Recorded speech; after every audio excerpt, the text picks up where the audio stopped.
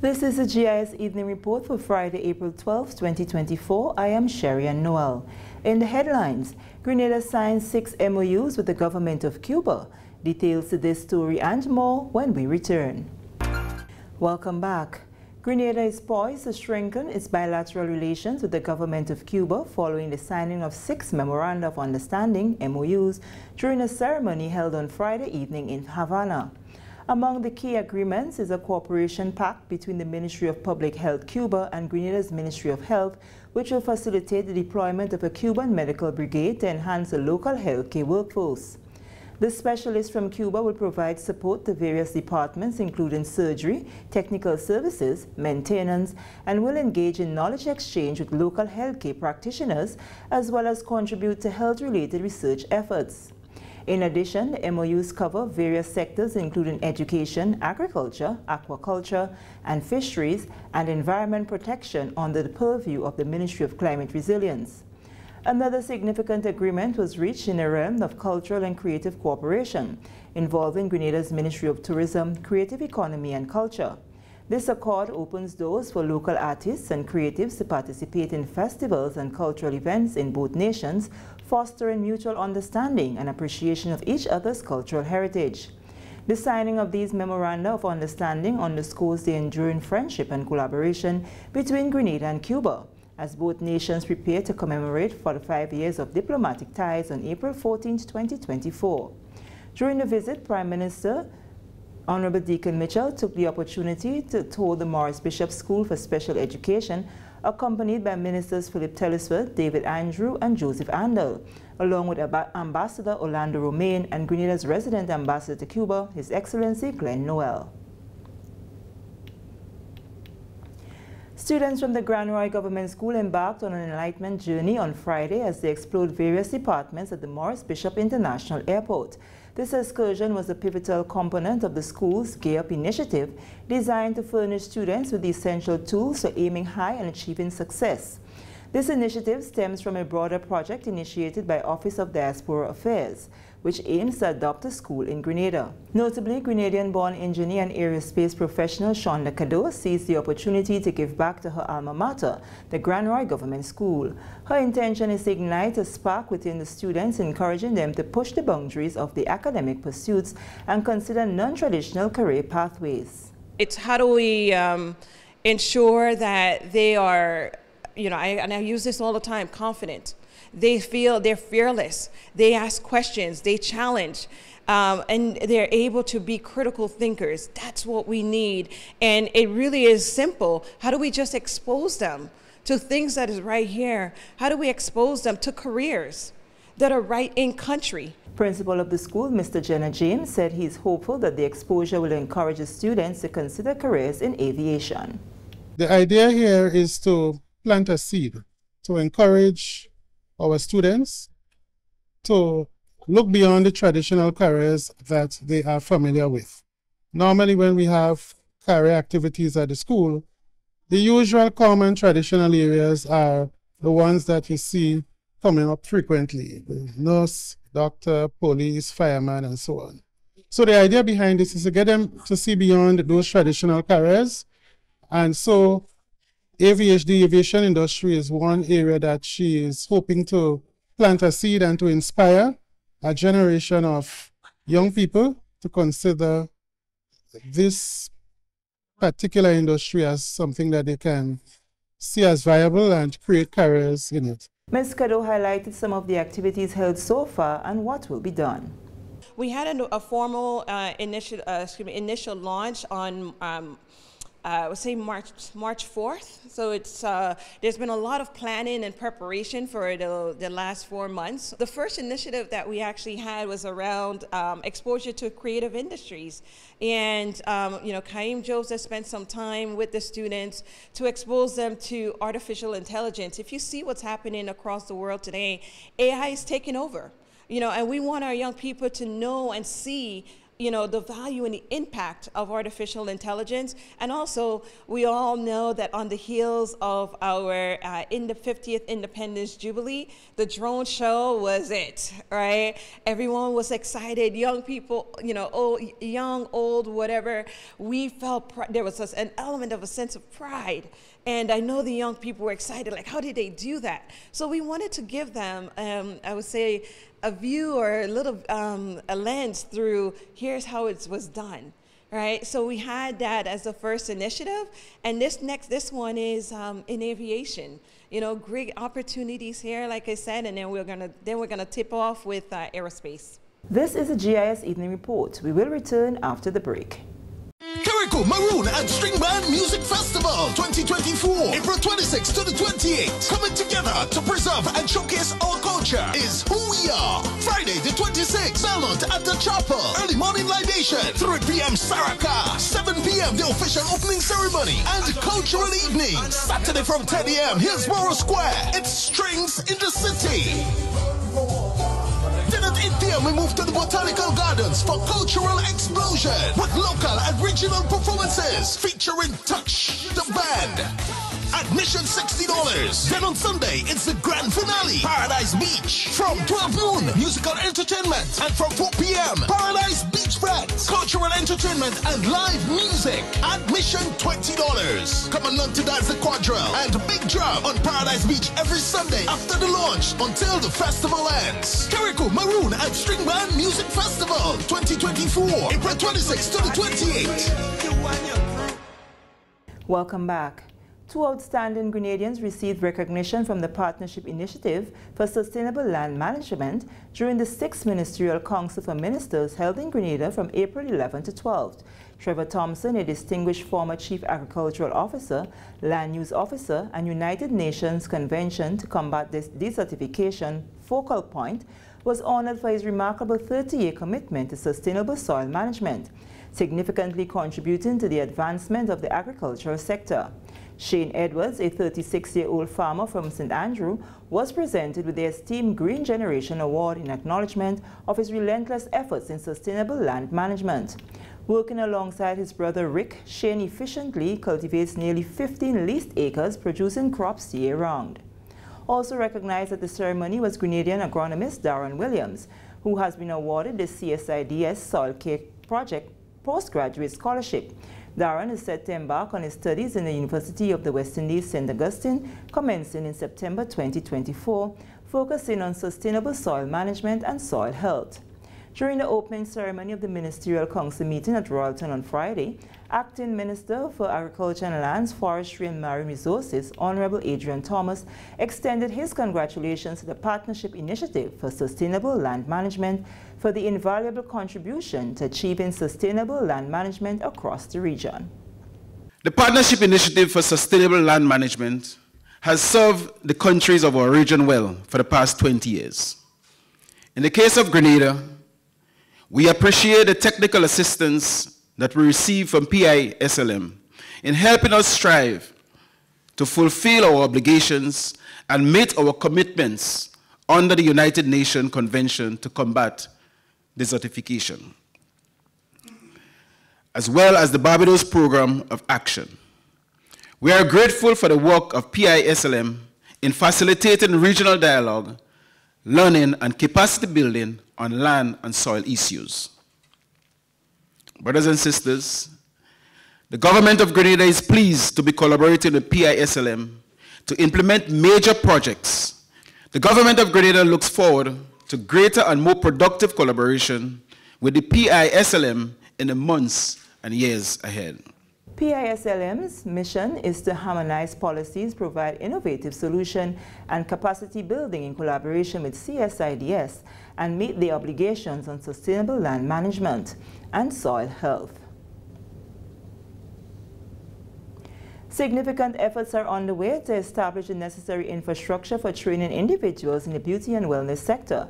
That's according to Janesta Charles, the coordinator for standards and planning at the Grenada National Training Agency.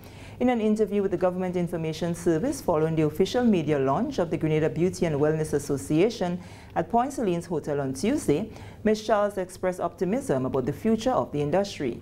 In recent months, the Grenada Allied Health Professionals Council has emphasized the importance of certification for practitioners in the beauty and wellness industry. With the establishment of the association, Ms. Charles highlighted the GNTA's aspiration for increased participation in the training program among industry practitioners. We have started the engagement with practitioners in the industry. Last week we had orientation sessions for about 5 subsectors within the industry just to see where they're at. So it was introductory and conducting pre-assessments with them to see where the knowledge gaps are, where the skills gaps are, so that we can actually plan to start training later this month. Upskilling of the professionals, Ms. Charles says, will be done through collaboration with a number of professionals within the beauty and wellness industry in Grenada and across the region. The training will take an approach where we are going to be working with industry experts. No one person will be delivering the program. We're looking at it in terms of workshops and seminars.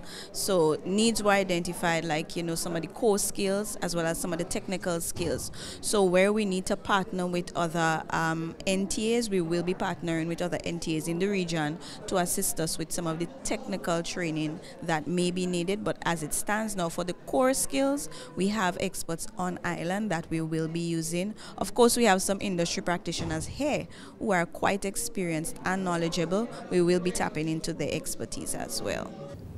Members in the industry should seize the opportunity to get trained now, as scholarships are offered by the Government of Grenada, which will cover the fees associated with the training.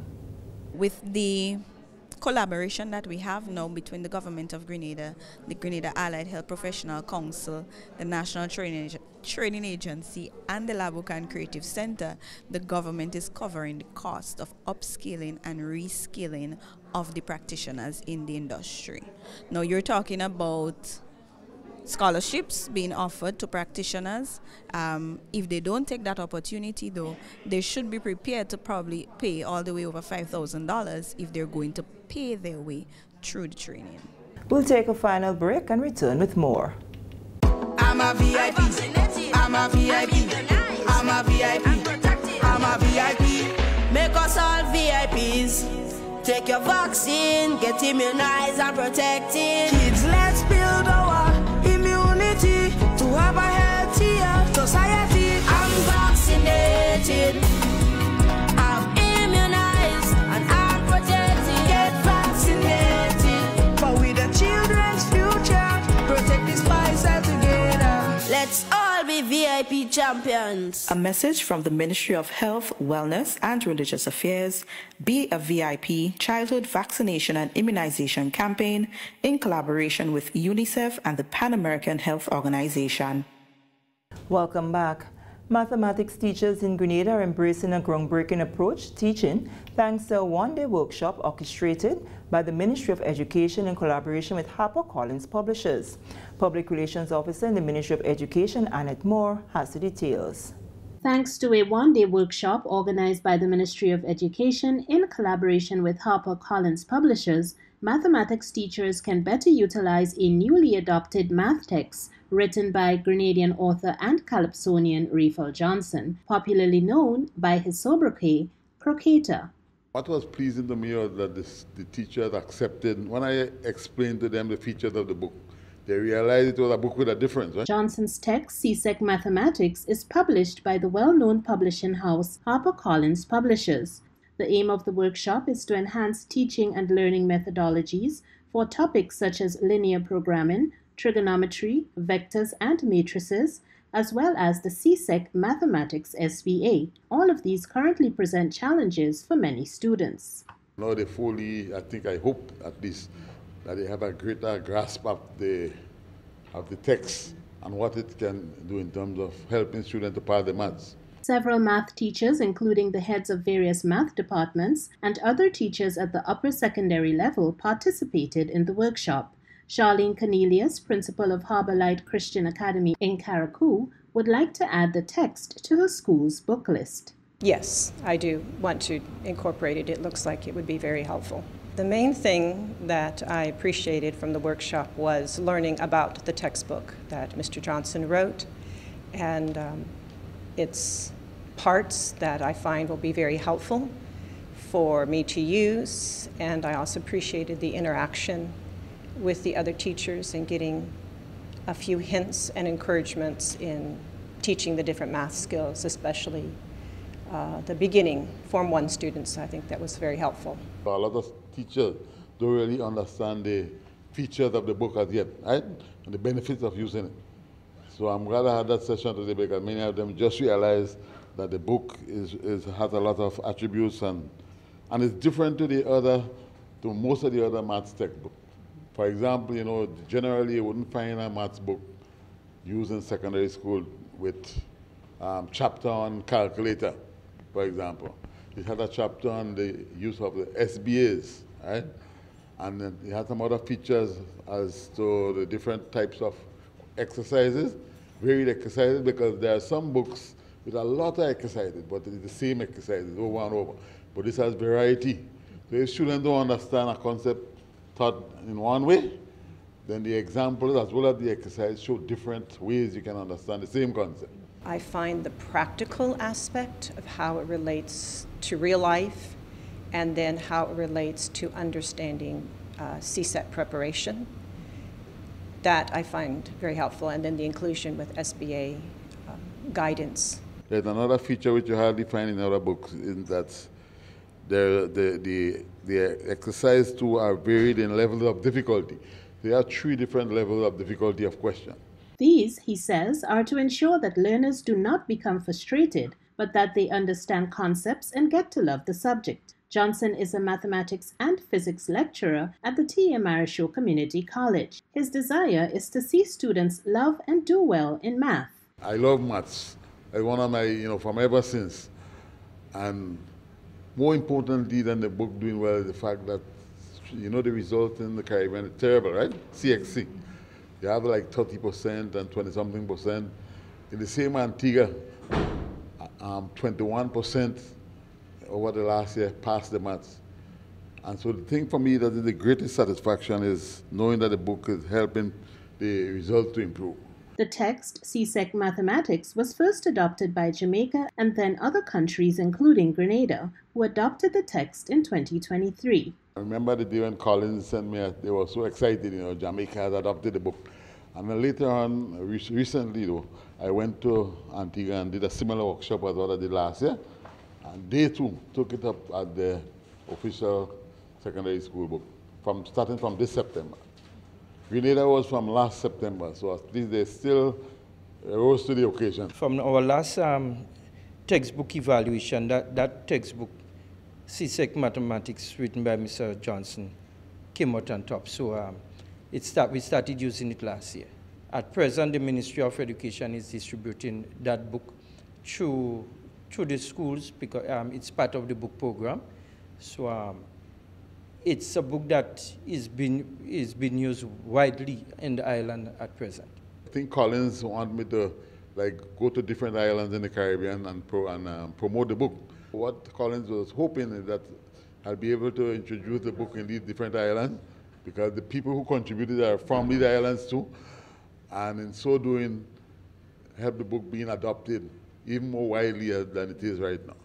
Right now it's sold in Trinidad, in Barbados, in Guyana, but the people who really adopted it officially as the CXC book, I think these are the people where I did workshop when they fully understand what the text can do. Mathematics Curriculum Officer at the Ministry of Education, Lydon Richardson, says the workshop has achieved its purpose. The teachers were very elated. They actually share ideas as to how they went about teaching different topics. So they actually learned from one another and also learned from the presenter, Mr. Johnson, as well. And one of the big topics that I think they really appreciated was the way that he broke down how the mathematics SBA should be done at the secondary level. And so for coming out from this workshop, we are hoping that we'll be able to do another one that is to do with SBAs only. Due to the success of the CSEC Mathematics text, Johnson has almost completed a concise revision of that text for Collins, and it is something teachers and students can look forward to in the near future. For the GIS Evening Report, I'm Annette Moore. Thank you, Annette. And with that story, we come to the end of the GIS Evening Report for Friday, April 12, 2024.